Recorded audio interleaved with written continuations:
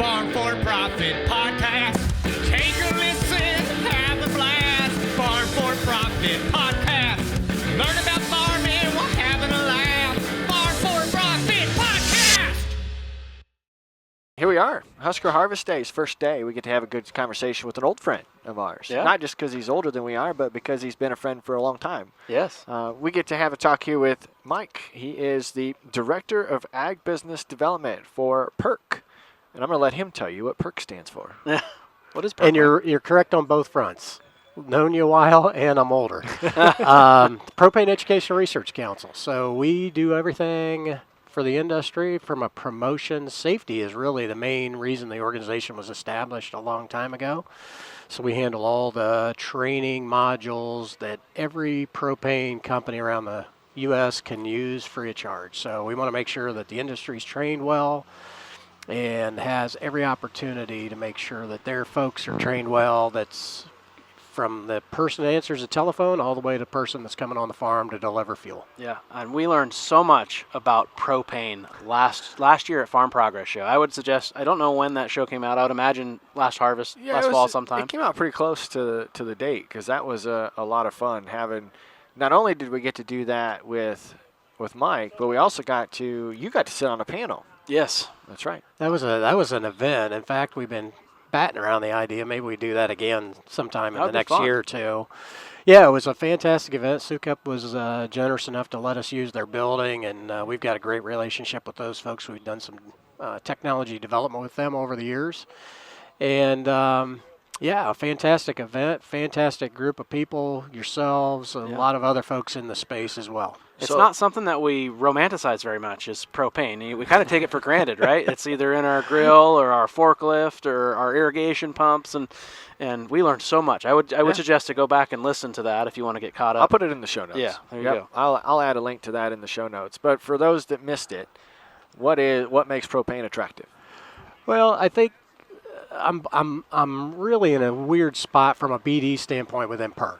And I say that because most folks that I interact with at shows like we're sitting at today, I don't have to explain what our fuel is, why it's good, all those things. You know, we've got fuel on 800,000 farms around the country already. So, yeah, it's awesome. And we sell plus or minus, let's call it 900 million to almost 1 billion gallons every year in the ag space, depending on what grain drying does. Right. And that's really the biggest variable we have within any market is really grain drying. So we pay a lot of attention to it. But back to your question, the fuel is super clean. I always love throwing out, if somebody's curious about how clean is your fuel, I say, well, you cook your hamburgers and steaks on it. Right. So if you're willing to trust your high-end steaks to our fuel, you probably can burn it through your grain dryer, your engines, your lawnmowers. We'll talk about lawnmowers here in a bit. Wow. And you have all those same really clean attributes going through those engines that you do in your gas grill. Now's the time to begin taking control of your fields for the 2025 growing year. How do you propose that we do that, Tanner? I say reach out to Terraplex, the industry leader in agricultural spray drones. What does that do to help? Well, if you're looking to streamline your spraying or reduce input costs or potentially increase the precision of your application, they've got all the expertise to make that happen. Really? Yes, absolutely. If you're ready to elevate your farm's efficiency, visit TerraplexAg.com to learn about how their ag drones can change your operation. I will go there right now. Yep. So that's the first thing. Second thing, it's abundant. Gosh, we've got so much propane in the U.S. from all the new expansions of energy around the country. The supply is just enormous. That's a big part of what I do, and people like me at PERC. We're always out talking to customers, trying to talk to companies about what could we do. You know, what could you do in the propane space, and we invest some money from time to time. We've got some dockets coming up that we'll approve, I think, probably by the end of the year for some additional stationary engines to run irrigation, to run power gen sets, all on propane. And, you know, it's an awesome fuel. The beauty is we can have a local marketer anywhere in usually a day to set you a tank, have fuel in it, and you're ready to go really quickly. So it doesn't take long to get set up. all the environmental benefits of no spills, no secondary containment like you do with diesel fuel around the farm. Never goes bad. Never goes bad. Never goes out of condition, which is a huge thing in the small engine space. We sell a lot of conversion kits into that rental market, into the concrete finishing space. And all those are because of the fuel, how clean it is, the conditioning. We don't have any ethanol concerns, that a gasoline product would. Well, I'm dealing with an issue in one of our semi-tanks right now. It's called, I thought it was algae, but I guess it's called asphalting in diesel. It's like this black stuff. Yes. And I think it's coming out of our stationary tank as Really? well. So we are trying to clean that out. It's very expensive to deal with, and then you're changing fuel lines, and not to mention all your filters, and then if it gets past the filters and your fuel pumps and injectors and all that, it's like it can really make your life living hell. Yeah, that's a tough situation. Right. And for backup power, it's perfect fuel. Yeah. It may sit there, gosh, if you've got a backup generator, you hope it never runs. But when it does, you've got fuel that never goes bad, never changes properties, and it's ready to go and ready to fire up. Yep. So you don't have to worry about things like that. Are there propane conversion kits for semis? There are not. There are. There's some interesting engine development going on. I guess we've had some projects in the past, some high-profile projects. We've got some coming up, we think, and I don't know that we'll ever run Class 8 trucks, but we run box trucks today. We run, Was it Schwann's? Yeah. Schwann's man? Schwann's man runs it. Yeah. Yes. UPS runs some propane trucks. So we've got a lot of folks around the country that The are Iowa State buses, I think they're on. Are they hydrogen or is that natural gas? Oh, I can't probably remember. natural gas. I can't imagine that it's hydrogen. I mean, I know it's an interesting topic because we are still getting comments. I run our YouTube page, and we are still getting comments on short reels and the stuff from last fall. Really? And people will go, natural gas is way cleaner. But I kind of remember from our comments that aren't you a byproduct of natural gas? Yeah, we are. And there's a couple extra molecules in natural gas that we don't have. Yeah. We are definitively cleaner than natural gas, but we don't want to pick a fight with them, Right. Because we both benefit off of each other. Yeah. And I think we'd love to have a chemical conversation. And not with those everyone folks. has access to the natural That's gas, exactly right, You yeah. need a line in the ground. You got to have a line, and not only do you have to have a line, I know a lot of guys on the line are close enough to the line that have grain dryers. Even if they hook up, there's no more gas in the pipe to buy. So, and commercial elevators a lot of times will get curtailed at November 1st because the town and all those houses need fuel. Need it to start heating. So we actually sell a pretty fair amount of fuel into the commercial grain space who's on natural gas lines because we have blended air systems. So they'll have a propane tank or a series of propane tanks. We blend it with air, and we essentially blend the BTU content down to the natural gas BTU content so they can run it right through their equipment. The computers never notice that it's a different fuel. Oh, that's wild. Yeah. But that's not the only thing that's kind of wild. You were saying that you got some new technologies on display here at the show. We do. I was having such a hard time getting a commercial mower to show off at these events that I went and bought one that we're going to control. So I've got a brand new John Deere 930M over in the booth that runs on propane. Was literally converted a week or two ago, delivered on Friday to the site. I was starting to sweat whether it was going to make it. But it's a beautiful unit, and we've got commercial cutters around the country that run nothing but propane mowers. It's a cleanliness message when they go to bid with their large municipal contracts. Right. So that's a big benefit. And two, they do a great job of buying their propane. It's a lot cheaper than running gasoline or diesel. Yeah, because they could buy probably in bulk or, Yeah, Yeah, they're purchasing, once or twice a year for, there's fleets that are running 300 to 400 to 500 mowers within the same companies, and they're all 100% propane. I need to see this mower. We need to get over there and see this, Tanner, because is this like a tank that's built into the mower, or are you switching out tanks like on a forklift? Or Yeah, it looks like a forklift cylinder. It's not. Forklifts run liquid. This is a vapor tank, so it's got a green top. That's the way you distinguish on the mower cylinders, and but the exact same size, and it's just got a saddle built on the side of it, and you can have your local folks fill it for you. You could take it up to anybody. So and they could fill it. Why the liquid to the vapor? Or what's it's just the way it's the gasoline engines. It's just the way the engine's designed. Okay. Yeah, fuel system. Okay. Because I learned a little bit about that when we hooked up our new Sukup mixed flow dryer last year, and Sukup said make sure you have the liquid and the vapor side hooked up to all the tanks, otherwise they won't empty evenly and all that. And we found that out. Our supplier didn't. Ooh. And one, I was like, why is this one empty and that one's not? And it wasn't running quite right. And they did that. Perfect. Yeah, it's awesome. Yeah. That's good. And how's the dryer working? It was the best start of a dryer that I've ever had. You know, our bin site did not go so great because it just got into harvest, moving bins, all that, nothing to do with the dryer. And we were like real nervous. Okay, the holding bin's full, the trucks are full. We need the dryer to work, and it just ran swimmingly. I mean, we literally put that Quadratouch Pro Sukup and turned it on, dialed it in, checked the moisture.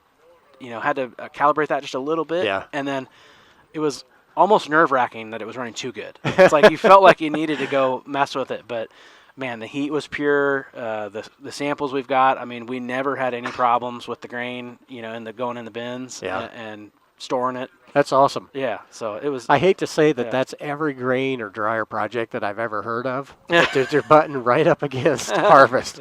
Those things never get done in February. I mean, we usually like to start a little bit on corn and dry and then go to beans, and we gave them all the time they could. We waited till the beans to be done. We did all of the beans. We actually went and found a cornfield that was dry and we could put right in the bin. Yeah. And then we're like, all right, crap, we're out of dry corn. We have to get this thing going. So we gave them, you know, and that's just part of being flexible, right? We've pivoted a little bit, and it all worked out for the better. That's good. It's been a great thing. So you're relaxed this harvest season, I'm well, sure. I hope. You know, there's always the startup again, and you get nervous about the first day stuff. Yeah. It's just like setting up the equipment here. We had everything working just fine, and the speakers weren't on. Huh. Like, crap.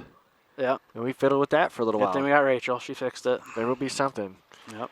But we talked last year, speaking of grain drying, there's also resources through PERC. You've got the grain drying calculator. You've got some tools that our listeners can use. Yeah, we do. So few things on the grain drying segment. So we do have a grain drying calculator on our website, propane.com, and encourage you to go there. I joke, and I wish it was a joke, but it's not. I know guys that will call their propane supplier from the combine on the way to the first cornfield and say, hey, I'm going to the field today. I need fuel. And, you know, that's not ideal for anybody. Especially because it stores. Yeah, exactly right. So we'd love for those conversations to happen sooner rather than later. I know we're talking farm show season where we're talking today, and we're kind of past the pre-planning stages. But next year, maybe you could do that and give the folks a little bit of a heads up. But if you just don't know how many gallons of propane you could use, there's a simple calculator on our website. Literally input how many bushels per acre you think you're going to harvest, the moisture at which you're going to start it into the dryer, and how many points you're going to take out of it. So spits out a pretty rough number. It's not a perfect calculation.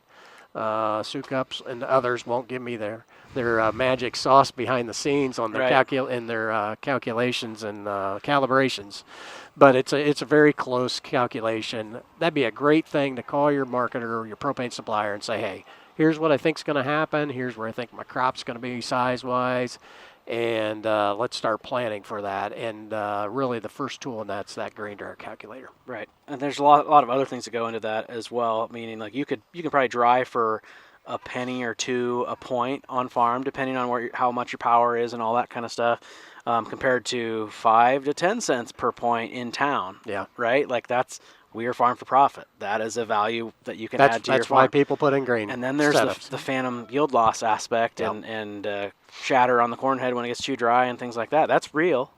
Yep. Even though they call it phantom. I don't know what the agronomic thing is behind it, but like we've done it where we go into 22% corn and it's 240, and then we pull out to go to beans or do something else, and we come back and it's 17%, and all of a sudden it's 215 dry. Yeah. You know, it's like, what? Yep. Where did that go? There's studies out there. I think Purdue did a study years ago, and we've actually thought about doing a study internally for PERC, because, I mean, it would get guys, hopefully, the data and the background information to maybe get out there sooner, and there's definitely benefits to going early, drying, you know, the risk of big winds, big rains, knocking your crop down, all those types of things, and yeah, I think you're exactly right.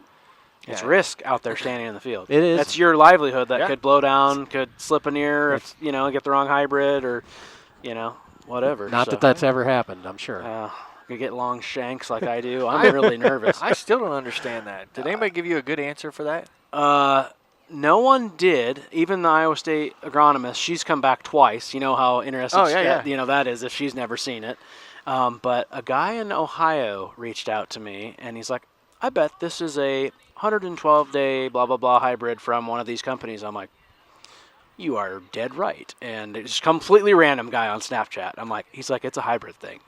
When that hybrid gets stress, it throws longer shanks. Interesting. Which the shanks are not a problem right now. Right. But if they get brittle or something like that, Yeah. but I'm talking some of them are 20 inches long. The shank? Yeah, and so when you get an ear height of this high, and then Wow. that shank comes out, and then it goes whoop, the Wow. ears are nice on them. And actually, it's not scientific, but the Iowa State agronomist said our ears are bigger on the longer shanks. So I don't know what the heck we did. Don't say that. We're going to start choosing hybrids for long No, shanks I now. wouldn't. I mean, the risk isn't worth it. Some of these, That might be a field you go after to run through the dryer just to get it out and done. right, but the problem is it's one of the fields that we Folder plan seasons. to go to town because Oh. it's one of the furthest from the farm, and it's Got a it. 50-50 and field, and so some of the tips of those ears are 10 inches off the ground. Yeah. So we are going to really put the Maya cornhead to the test to get that thing low and flat and get down there and see if we can get it all. It's not every year is like that. I would say it's probably 10 to 15%, but it is a concern. So How many acres of that you got? about 110. Yep. So it's definitely something, and it's not one that, well, like I said, it's 112 day, which is our longer season. So it's not one that's really known for drying down good. So Man, I'm going to have to run down that guy in Ohio. I live in Ohio, too. I'd love to know what that product yeah. is. I mean, just if for you want to fun. come help and sell some propane, you can probably run a truck if we're going to truck it back to the farm. Yeah, there you go. I'm just. I got to go out and sell propane. I'm going to run a truck for this guy. Yeah, there you go. There you go. See, yeah, to connect two topics together then that we've discussed today already, the lawn care companies that are able to get a couple of fills a year, and Corey needing the opportunity to use it on his farm, not only for grain drying, but also as hog setups, and we heat other structures. Yep. We've always been curious about taking propane deliveries in bulk. Yep. What do you call those? Shuttles? No, you call them Transports. transports. Yeah, I transport call it loads. a bullet, wasn't it? A bullet. There you go. A bullet of That's another propane. name. Yep. Yep. Is that common? Are you seeing that? I think we see it more and more as farms continue to get bigger and bigger. Yep. And not just farms. I mean, industry, commercial accounts, and it really comes down to the economics. Meaning, those large tanks aren't free, No. and they do cost a pretty sizable amount of money. You know, and then but the counter to that is investment.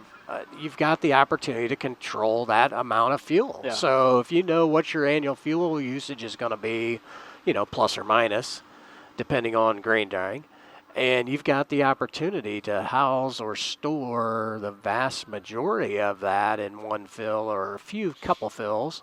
Yeah, it might make sense to run in the numbers and taking a look at it. You know, you've got control. And gosh, more and more when I do interviews or situations like this, I talk about being able to control the things on your farm that you can control. Fuel's one of those, and eliminating risks. And if you've got the fuel in the tank, it's yours. There's no risk in delivery. It's already passed. And so I think there's some reasons if you're a big user, a large quantity user, I think you ought to run some numbers and just take a look at it. You know, and maybe it could be something that your local propane supplier can help you with. Yep. From a You may purchase it still through them. May be a different truck bringing it to the Sure. farm, but absolutely, I think it's an opportunity for you to just control the risk, tighten things up again from a supply chain standpoint. So now when you take bulk of propane, it's not like taking bulk fertilizer delivery where you have to have containment built around it, No. or is it? Because that's not the risk. No, there's no risk in that. No, yeah, it's literally a semi pulls in and it's a delivery just like you're getting a delivery today. I think your risk is making sure that the tank is in good condition. Yeah. And has all the stuff, whatever your state, and I don't know. I haven't got into all that. Local jurisdictions always trump. So make sure you're talking to your local people first. That's where we tend to see the most. I don't want to say restrictive, but let's say restrictive right in this case, but regulations. Yep. Everybody's got a little different take on setbacks, on bases, codes. Even the codes, you see different interpretation of the codes. So always have those conversations on the front end, not the back end. So I can run through some of the numbers I found this summer. I just ran out of time. I want to go to bulk on our site. We don't need to, but I think it's one of those things that's almost like drain tile or grain bins. Like the banker is really able to pencil that out. Like it's, you can give them hard numbers of you can buy in the right time of year, you can get it in bulk, and it'll save you, I don't know, maybe not 50%, but I mean, I think we were looking at like $1.65 a gallon this summer, somewhere $1.50, $1.65, and I could have got bulk for right on either side of $1. Right? So pretty good savings there. I've heard more before. I think the bulk tanks that I was looking at on the secondary market were around $3 a gallon. Okay. Right? So you it takes a couple seasons. So you get a 20,000 gallon tank, which you want at least enough to be able to take a full transport, which is like 8,000 or 9,000 gallons, something like that. Yep. And then you need to have space to take full transports plus. Right. You never want to be out. But then what I was running into was, our hog site is 6 miles away. And so it's a split, almost dead even of who uses more. Depends on how wet the grain is. Okay. Whether it's the grain dryer or the hog site. I would say probably year in and year out, it's the home farm because also the shop is tied into that and all that as well. But then I was like, then I need a truck that I could transport it up there myself. And then I'm sure that would come with a whole bunch of other regulations and training. But... So you may use more fuel at the home farm, but I'm guessing the duration is greater on the hog farm. Yeah. Yeah. Yep. Because and it also depends on we're on the schedule that we do fill with baby pigs. We got to have the barns at 83 degrees. Yeah. In late January, early February. If we get a mild week, it's not so bad during that fill. But if you get even 30 degrees with winds, it cuts right through those barns. I've done some. I'm hoping to use less there, which shut your ears because I put insulation and solid sides and do all that. So I'm trying to be more efficient that way. But they do consistently use a lot of fuel. I mean, it was in the bad weeks, it's 1,000 gallons of fuel per barn per week. It adds up really fast. Those aren't bad weeks to Mike. Those are good weeks. Yeah. Not to me personally, but somebody appreciates that. Somebody in Iowa really likes you, I bet. So. Yep. Oh, well, good. Well, let's get back to the advancements, the cool projects that you guys are working on. We talked about zero-turn mowers, but what else is new? Yeah, if anybody's listening or happens to be walking by, we also have a John Deere Gator down there, too. It's not as in good condition as that brand-new mower, but same technology. So I think we've got a really cool piece of technology out in California. So we've worked over the years with a gentleman at UC Davis helping fund some soil steam research. And Dr. Fenimore is really kind of on the front end of this and figuring out how to use steam and heat to control nematodes, soil nematodes, sterilize weed seeds, those types of things. And so we've helped him over the years with some funding, really to figure out the secret sauce. You got to heat the ground up. You need it to be a certain temperature for a certain duration of time for all those things to happen. So he's done that in the previous years, and he came to us about a year and a half ago and said, hey, we want to build a commercial unit number 1, and we want this thing engineered to the max, and he's done it. So we helped him with some funding. This unit is amazing.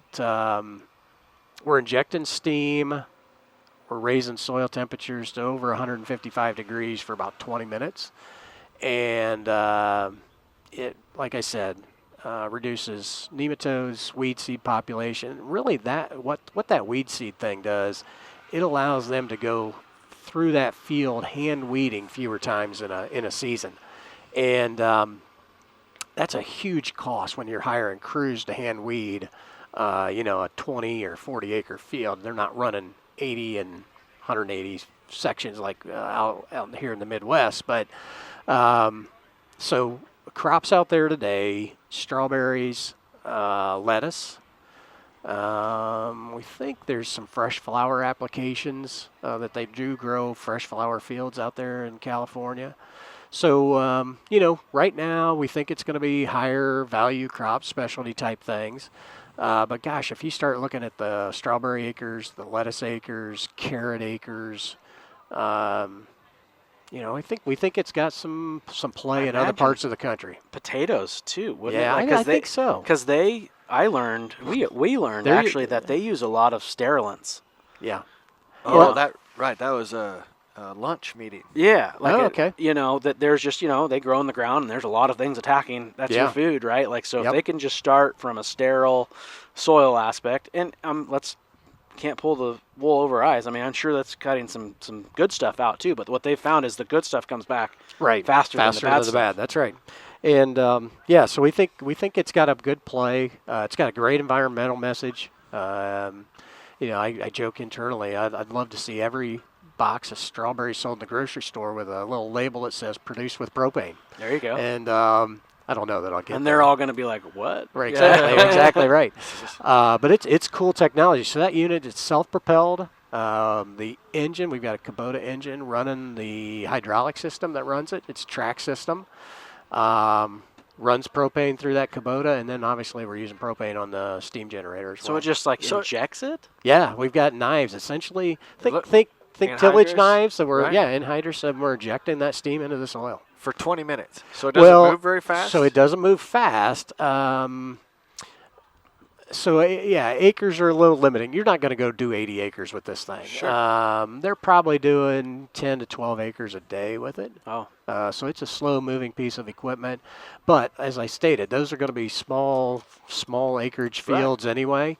And I think the model that'll become prevalent within that technology will be a custom app type model, where you're going to call a guy and say, hey, I need this field steamed on such and such a day. Right. This unit's going to be a retail price probably in the $5 to $550 range, half $500,000. Yeah. And you're going to want to make sure you're getting some acres on it, Right. not just using it once or twice a year. Do you know roughly how many gallons of propane per acre that thing? I do. So on the strawberry field, it's about 1,500 gallons per acre. Lettuce, it's less than half. Lettuce, it's less than half of that because of the depth of the injection. So that's the difference. So it's definitely high value crops. Yeah, it's going to be high value. How long does that help? It's you do it for each crop, or can you get away with it for a couple of years after you? No, I think they're going to have to do it every crop. Yeah. And but that's okay. It's better than the technology. It's significantly better than the technology they're using today. They're using chemistry to do it, and it's not a great chemistry, not one I want to be around on a daily basis. So that's the big win, and like I said, it goes organic. So you've got some really nice plays then with the crop that's coming off of that field. That's interesting. It's very It's not going to interesting. work with $3 corn. No. No, no, it's not. No, it's not. And I don't think it'd probably work great with all your corn residue. It would be interesting though, on a contest acre. It would be interesting to see what it would do. Right. Yeah. Just for science, right? The for the trophy. Yeah. Well, yeah. The trucking to get that unit out here, I don't want to pay for. We'll just have to make 2 of them. There you go. Well, We'll put farm for profit wrap all around it. Yeah. I think unit number 2, I believe, is sold, which is exciting for us. And I think unit number 3, we've got kind of line of sight to the next one. So, Really? We're excited about it. Are we going to make 1,000 of these a year? Never. But if we could get to the point where we're selling a couple dozen a year, that'd be kind of Who cool. thinks of something like this? It's been his. Dr. Fenimore's worked on steam for a long time, and so yeah. What we do at PERC, we're going and trying to find these, little interesting projects that we think have a big impact down the road if they work as intended. Yeah. And I think this one will. So 900 million to 1 billion gallons in the ag space. What is that percentage-wise like of the whole? Yeah, we run Good question, about Street. 9 to 10% of the total propane usage in ag. So what's the largest use? Residential. Yeah, so all the homes around the country, obviously, are, it's just volume of homes. So residential, we've got a lot of commercial uses as well. So even some factories, large retail centers, that don't have access to the pipe. So we've got a lot of use in the commercial space as well. Farmers protect what matters most with Sukup Manufacturing. Proudly family-owned and made right here in the USA, Sukup is your go-to innovator for grain bins, dryers, and other grain storage solutions designed to keep your hard work safe. Corey, how did your bin site run this fall? Flawlessly. Our fall was fast and furious. We didn't have to dry any corn, so I didn't have to use my mixed flow dryer for drying. But I did use it to meter out grain into my air system because we don't have a leg. So that worked great. All the electronics worked great. The bins worked fantastic. The fans worked great. And we're getting ready to actually haul some out to core our bins and use our drag system from Sukup. Hey, there you go. With Sukup's unmatched quality and support, you get peace of mind just like Corey to make sure your grain stays protected. Sukup leads the way with reliability and performance. Visit sukup.com today. Interesting. I was thinking about putting a generator in at my house after the derecho. We had some dual fuel ones that, the portable ones, but I was thinking about putting like a Generac or something like that in there. But our house is on natural gas, just the town that we live in. But then I got to thinking, like, what if that happened during the winter or something like that? And then all of a sudden everyone was using all the natural gas. And then, like you said, there's only so much in the line. And then all of a sudden something happened to that infrastructure. Yeah. I'm like, I kind of want a tank there. Yeah. So can you tap into this new propane system you're thinking about? That's what I'm thinking. Yeah, that baby'd run forever. That's right? awesome. Right. That's what I need. I mean, I got propane on my generator at the hog site, so that's like peace of mind. Right. I'll tell you what. So you brought up a great. You opened the door for me to talk about it. So we're going to put a big push and a lot of emphasis on promoting propane power generation into the livestock markets.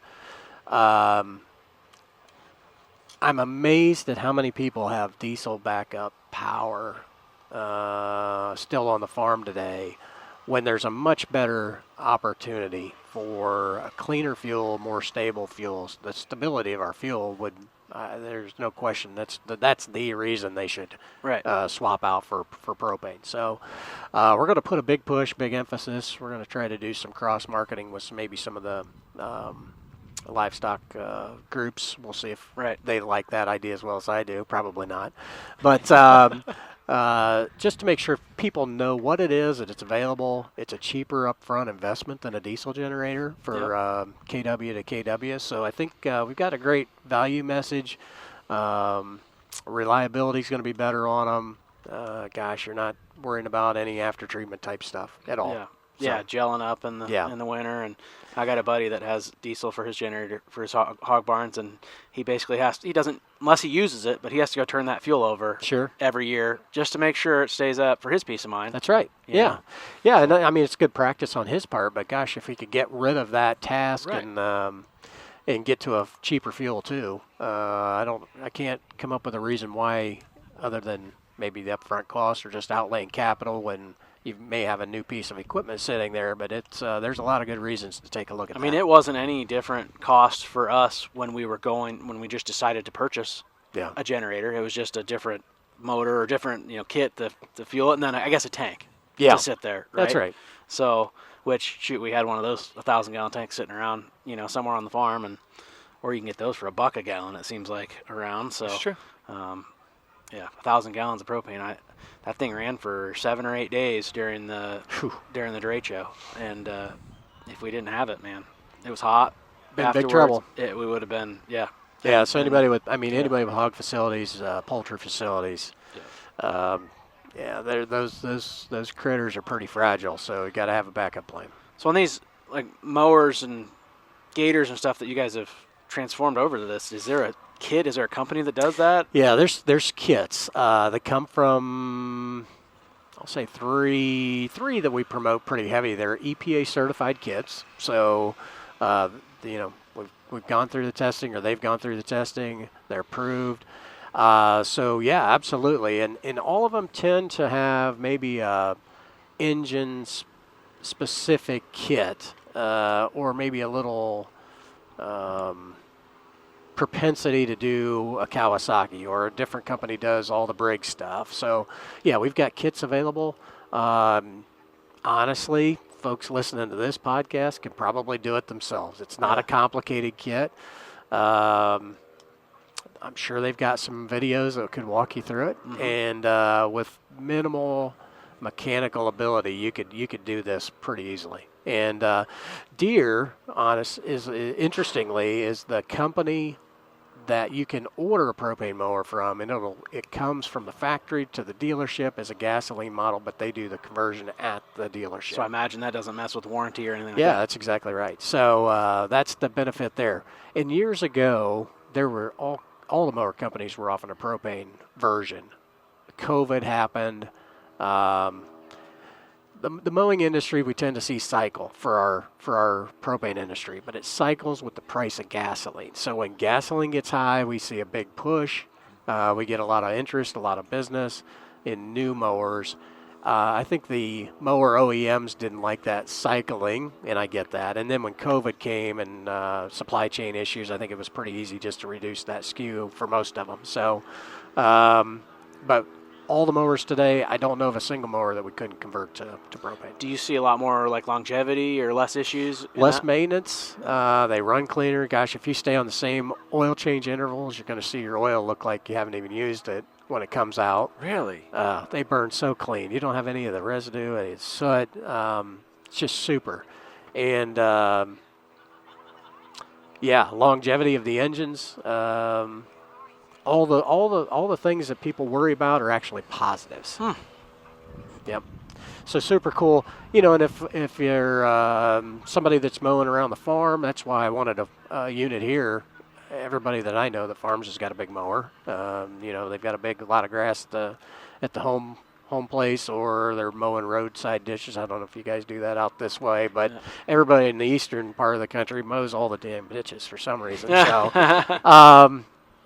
Everybody's got big mowers and likes to do it. Once they get the crop in the ground and get everything sprayed and fertilized, then the mowing starts. Yep. So I saw John Deere has come out with an ethanol engine that they had at Farm Progress. They did. Yeah. So are we going to see that come back on the propane side of things? Man, I hope so. So, they had a concept engine in Farm Progress. It was a 9-liter. I think is where they're thinking they're going to go with that. Perhaps it's a 9-liter, so spark ignited. And really that's what has to happen for us to be successful again in that space, is we need somebody to put spark plugs back in a tractor. Once that happens, the calibrations we can do. And we've had conversations with them and others about why we think it makes sense to have our fuel back on the farm and tractors, for all the reasons we talked about. That ethanol engine is kind of hopefully the first step of good things to come. And would I have loved for it to have been propane? I absolutely would have loved for it to be propane, but we'll take what we can get. Right. And at least they've made the commitment, it appears, at least they're thinking about making a commitment to bringing spark ignited into that space again. Well, I was just excited to see, there's still emissions on that kind of stuff, but just to get rid of like the DEF fluid and all that kind of stuff, because that seems to be, I don't know what the percentage is, but a high percentage. We've had some interesting conversations with tractor companies about that, and that is the number one issue that everybody has is after treatment systems. It's miserable. There's nothing worse than not being able to get your job done because of a sensor or a DEF tank heater or a DEF problem that shouldn't have to be on in the first place. To your point, it may not be anything wrong with anything. It's a sensor That you need a computer to plug in. that's keeping you from just going ahead and getting your work done for the day. And we know, that as farmers, our windows to do these things and efficiency are getting smaller and smaller, and it's terrible. Yeah, if you would get back into the propane tractor business, that's the first thing that could come off of everybody's tractors is DEF system. And we talk about that a lot with folks, and we're trying to make our case, and we'd love to fund a research project with one of the big tractor companies. If nothing else, it's just an option, right? We like options as farmers. If that works efficiently for you, great. If diesel works efficiently for someone else, great. But being able to just work with all these different farms would be fantastic. And I'm guessing I'm blending topics and conversations, but I'm betting you could buy your propane's probably cheaper than your diesel fuel. Another call for the bulk system, right? Like you can buy it in the summer when it's cheaper, and we got some sweet dispenser systems too. We could put you what looks like a fuel pump right next to your tank. Really? Positive connection. That's pretty cool. Fuel it up. You'd be ready to roll. That is what I'm missing. I'm sure you guys have it. I just haven't seen it. But like the education side of it, because it is intimidating to me as a farmer. Like I don't have a way to fill tanks on my farm. Yeah. So there's ways of doing it, and then there's proper ways of doing it. Because I say we do it, and it's probably not proper. Yeah. So there's some safety items I need to get you guys just so you're doing it safely. But for the school bus industry, which we really haven't talked about, we've got a lot of school buses around the country running on propane, and those dispensers are made for that, for the pickup truck market. That we run a lot of pickup trucks on propane, all the box trucks, the Schwans, the UPSs all have those refueling centers and stations. So it's the technology exists, absolutely. You just have to have the refueling, because there's no propane really at gas stations right now, That's like correct. you have for your Tesla to plug in your No, electric car. The only thing you see are refill stations at the truck stops, usually for the RV community. Yep. But those options are available, and that's hopefully where we're going to go here in the next few years. We'd love to get some conversations started. And interestingly, I know there's a proposal right now with the Department of Energy looking at using propane in a different way in the engine. So we'll keep everybody up to date on that. That'd be good. I always like teasers, because then we can come back and talk to you again. I didn't even mean to do it, but that was that was a great idea. I love it. Well, if our listeners want to learn and use your resources, how best do they utilize PERC? Go to propane.com.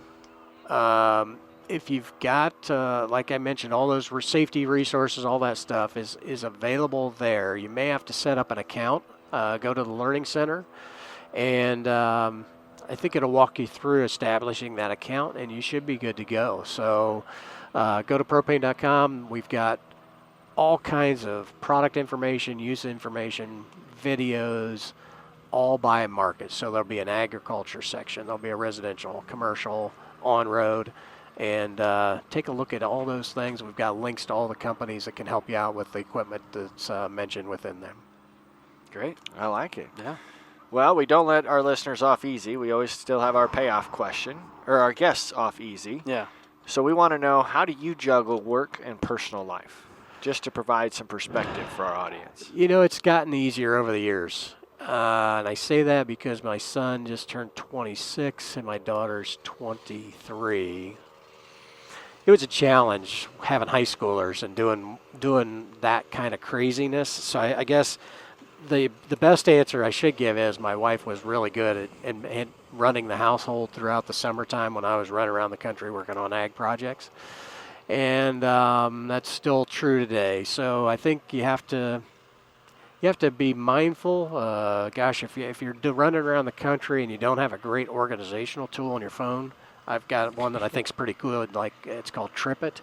So it tracks all my flight information, my hotel information, rental cars on every trip, and it breaks it down that way. So that helps me organize my life a little bit when I'm on the road. And but having a strong person at home to kind of manage that while you're gone for 5 days to a farm show in Nebraska, that definitely helps. Tanner's Absolutely. my Trip It. Haven't you? And, You were looking for nicknames? You're going to start calling me Trip It. and cell phones and text messages and all the communication that we have at our fingertips has definitely helped over the years too. Yeah. Well, Mike, this has been a pleasure. Appreciate you guys all the time. We had fun last year. We had fun today. I look forward to doing more of these, and it seems like we do learn something new every time. Yeah. Trip It. It took all the way to Trip It for you to learn something today. No comment. No, I'm kidding. It truly has been a pleasure. Thanks for hanging out with us. Appreciate the opportunity, guys. Thanks so much. And listeners, until next time, have a good one.